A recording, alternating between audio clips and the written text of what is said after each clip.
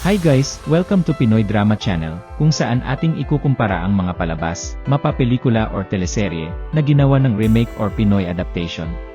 Sa araw na ito, ating babalikan ang teleserye ng GMA7 na Encantadia, kung saan unang napanood noong 2005, hanggang sa ginawa ng remake noong 2016. At isang spin-off naman nito ang nakatakdang ipalabas ngayong 2025. So simulan na natin. Danaya.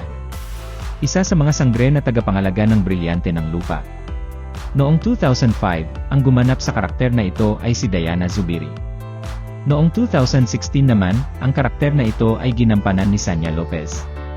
At ngayong 2025, patuloy na gagampanan ni Sanya Lopez ang naturang karakter. Alena. Isa sa mga sangre na tagapangalaga ng brilyante ng tubig. Noong 2005, ang gumanap sa karakter na ito ay si Karil. Noong 2016 naman, ang karakter na ito ay ginampanan ni Gabby Garcia. At ngayong 2025, patuloy na gagampanan ni Gabby Garcia ang naturang karakter. Perena. Isa sa mga sangre na tagapangalaga ng brilyante ng apoy. Noong 2005, ang gumanap sa karakter na ito ay si Sunshine Dizon. Noong 2016 naman, ang karakter na ito ay ginampanan ni Glyza De Castro.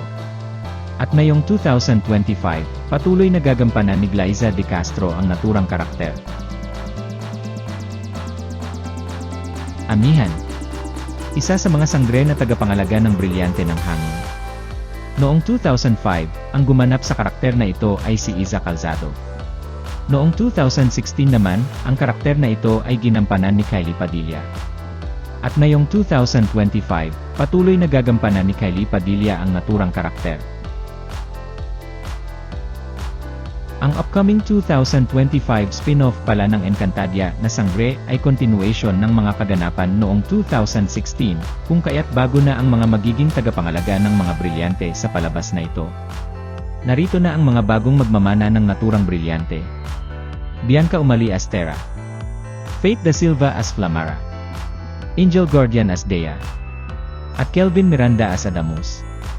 So excited na din ba kayo guys sa upcoming show ng GMA7 na Sangre? Just comment down below at huwag kalimutang i-like itong video, at mag-subscribe na din sa aming channel.